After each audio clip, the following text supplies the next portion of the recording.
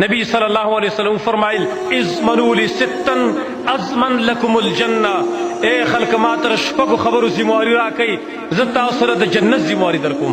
اصدقوا اذا حدثتم، رشتیاوی وی چی کلم خبری کوئی. دویم وَأَوْفُوا إِذَا وَعَدْتُمْ، او کله چې وعده له چا سره وکړئ وعده پوره کوئ.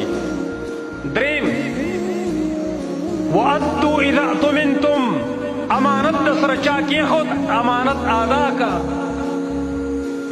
نمبر 4 غضوا ابصارکم، خپل نظرونه ښکته کوي. زمونږ د موضوع سره تعلق د دې جملې دی. وغضوا ابصارکم، خپل نظرونه ښکته کوي. نمبر 5 واحفظوا فروجکم، خپل عورتونه محفوظ وساتئ. نمبر 6 وکفوا ایدیکم، خپل لاسونه بند کوي، په دې لاس چاله ضرر مه ورکوئ. دا شپږ خبرې وایي ماله ذمواري راکوئ. رسول الله صلی الله علیه وسلم فرمایي زه تاسو سره د جنت ذمواري درکوم. په ایمان یې وایي دا شپږ کارونه زموږ د وس ته لاندې دي او که نه دي. داسې یو کار پکې شته دی چې په هغې کې موږ ته تکلیف میلاویږي، سخته پکې موږ ته میلاویږي.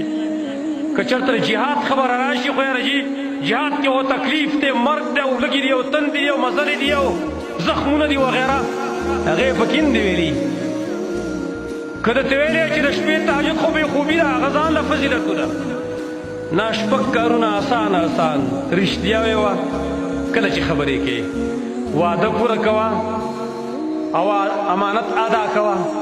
خپل نظر ښکته ساته، پردو زنانو ته مه ګوره. خپل عورت محفوظ ساته، زنا مه کوه.